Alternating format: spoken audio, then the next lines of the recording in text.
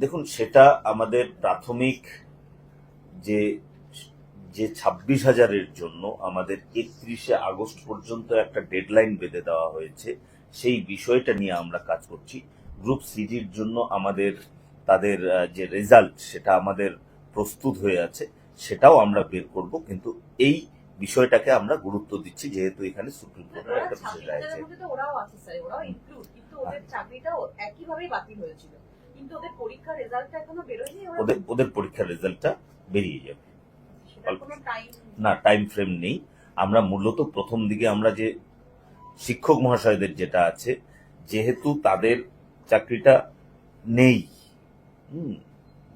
আদালতের নির্দেশ ক্রমে, আদালত যেরকম নির্দেশ দিয়েছে, আর এখানে শিক্ষকদের যেটা 31 আগস্ট পর্যন্ত আছেন ওনারা, ঠিক আছে, এদেরটা আমরা দেখছি, ওদেরটাও আমাদের নজরে আছে।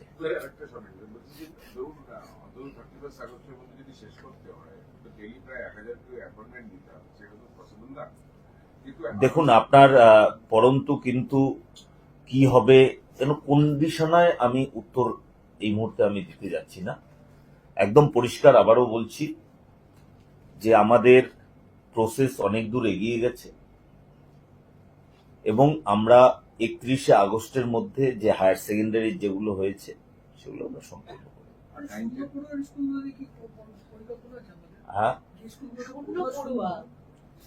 পড়ুয়া শূন্য স্কুল থেকে যে শিক্ষকেরা আছেন, শিক্ষক মহাশয়রা সেখানে আছেন, তাদেরকে পড়ুয়া যুক্ত স্কুলে নিয়ে যাওয়ার প্রক্রিয়া চলছে।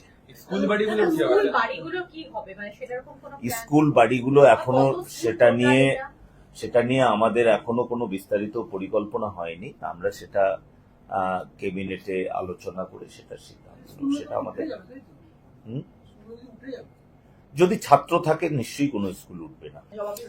70% আমাদের বিদ্যালয়ে যে স্যাংশন পোস্ট আছে, সেই স্যাংশন পোস্টের 70% যদি না থাকে তাহলে সেই বিদ্যালয় থেকে আমরা শিক্ষক অন্য বিদ্যালয়ে ট্রান্সফার করব না, কারণ সেই বিদ্যালয়ে যে ছাত্রছাত্রীগুলো আছে তাদের প্রতি আমাদের দায়বদ্ধতা আছে।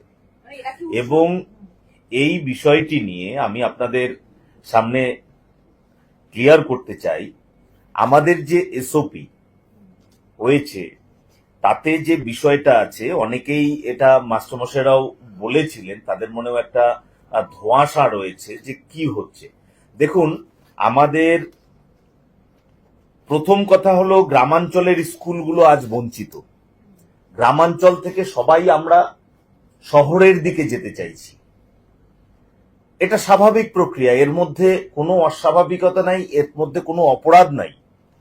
কিন্তু কি হচ্ছে, অনৈতিকভাবে কিছু বদলির ফলে আমাদের গ্রামাঞ্চলের বিদ্যালয়গুলো আজকে ধুঁকছে এবং গ্রামাঞ্চলের ছাত্রছাত্রীরা কিন্তু বঞ্চিত হচ্ছে। সেই জায়গায় দাঁড়িয়ে আমরা চিন্তা ভাবনা করেছি যে যেখানে বেশি শিক্ষক রয়েছে, অর্থাৎ পিটিআর অনুযায়ী বেশি শিক্ষক, সেখান থেকে আমরা গ্রামাঞ্চলের দিকে বা যেখানে কম আছে সেখানে আমরা নিয়ে যাব।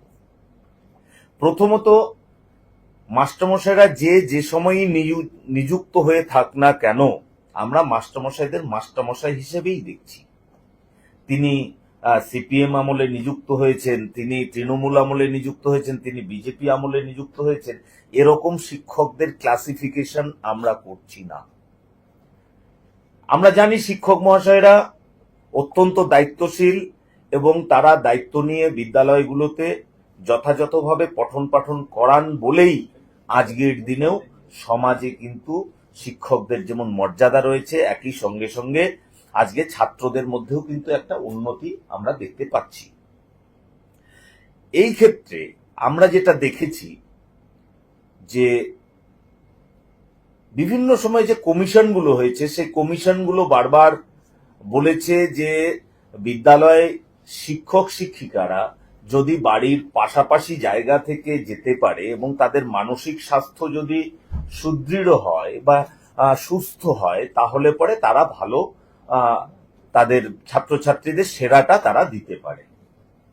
তো সেই দিকে দৃষ্টি রেখে আমাদের দপ্তর থেকে ঠিক করা হয়েছে যে যারা অল্প বয়সী শিক্ষক তাদেরকেই উদ্বৃত্ত বিবেচনা করে অন্য বিদ্যালয়ে পাঠানো হবে।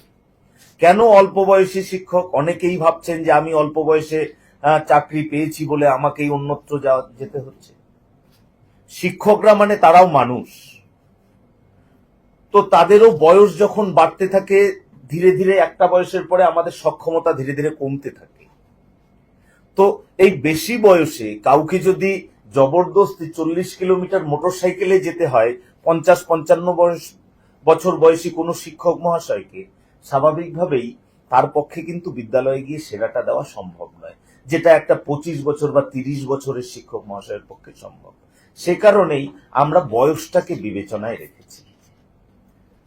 একদল বলছিলেন যে যারা পরে জয়েন করেছেন চাকরিতে বা সেই স্কুলে, তাদের উদ্বৃত্ত ঘোষণা করা হোক। এবারে ধরুন কোনো একজন মাস্টারমশাই 50 বছর বয়সে সে ট্রান্সফার নিয়ে তার বাড়ির পাশের কোনো একটি বিদ্যালয়ে এসেছেন, এবারে 2 বছর হলো তিনি জয়েন করেছেন, তিনি যেহেতু সেখানকার জুনিয়র, তাকে আবার পুনরায় বদলি করে দেওয়া হলো। সেই মাস্টারমশাইয়ের মানসিক অবস্থা কি হবে এবং তার পারিবারিক অবস্থা কি আছে সেটা বিবেচনা করা আমাদের প্রয়োজন কিনা আপনারা বিবেচনা করবেন। আরেকটি ক্ষেত্রে বলা হয়েছিল যে যিনি পরে চাকরিতে যোগদান করেছেন তাকে উদ্বৃত্ত ঘোষণা করা হোক। এবারে যিনি মনে করুন 21 বছর বয়সে চাকরি পেয়েছেন আর একজন 35 বছর বয়সে চাকরি পেয়েছে, এবারে 35 বছর বয়সে যে চাকরি পেয়েছে, আমরা স্বাভাবিক চিন্তা ভাবনায় আমরা ধরে নিতে পারি যে তার বাবা মা আরো বেশি বৃদ্ধ হয়েছে, তার পারিবারিক চাপ আরো বেশি বৃদ্ধি হয়েছে। তো সেক্ষেত্রে তার পক্ষে যতটা সম্ভব 21 বছরে যে চাকরি পেয়েছে, হোক না সে 5 বছর চাকরি করে নিয়েছে ইতিমধ্যে, তার 26 বছর বয়স, সে যত সহজে একটু ট্রাভেল করে তার সেরাটা সে দিতে পারবে, ততটা কিন্তু 35 বছরের মাস্টারমশাই পারবেন না। তার শারীরিক সক্ষমতা, কেউ কেউ আছেন নিশ্চয়ই তাদের যাদের শারীরিক সক্ষমতা, মানসিক সক্ষমতা অত্যন্ত প্রবল, আমরা সে বিষয়টাকে এক্সেপশনটাকে ধরছি না। সেই কারণেই আমরা বারবার এই বায়োলজিক্যাল এজ বা তার বয়স, এটাকে আমরা গুরুত্ব দিয়েছি।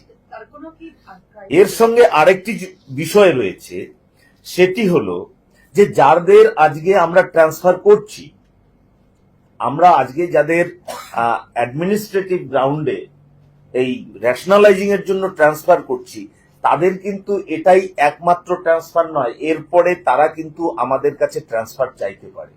যেহেতু এই ট্রান্সফারটা আমরা করছি, সে কারণে তার যে ট্রান্সফার পাওয়ার যে একটা জায়গা রয়েছে, সেটা কিন্তু বন্ধ হয়ে গেল না। তারা পুনরায় আমাদের কাছে আবেদন করতে পারেন এবং আমাদের যে নিয়ম কানুন আছে সেগুলোর মধ্যে যদি তার আবেদন পড়ে, তিনি নিশ্চয়ই পরবর্তীতে তার বাড়ির কাছে আসবার সুযোগ পাবেন। এটা আমাদের বর্তমান পদ্ধতি, এটা তৈরি করা হয়েছে মূলত প্রাথমিক বিদ্যালয়ের ক্ষেত্রে। আমি মাস্টারমশাইদের আপনাদের মাধ্যমে জানাতে চাই, আপনারা নিশ্চিত থাকুন, আপনাদের প্রত্যেকের প্রতি আমাদের আস্থা ভরসা আছে এবং পরবর্তীতে যারা বিভিন্ন জেলায় রয়েছে, নিজের জেলা ছেড়ে, তাদেরকেও আমরা আমাদের প্রক্রিয়ায় রাখছি এবং এটা আমাদের স্মরণে আছে, আমরা তাদেরকেও নিজ জেলায় ফিরিয়ে দেব।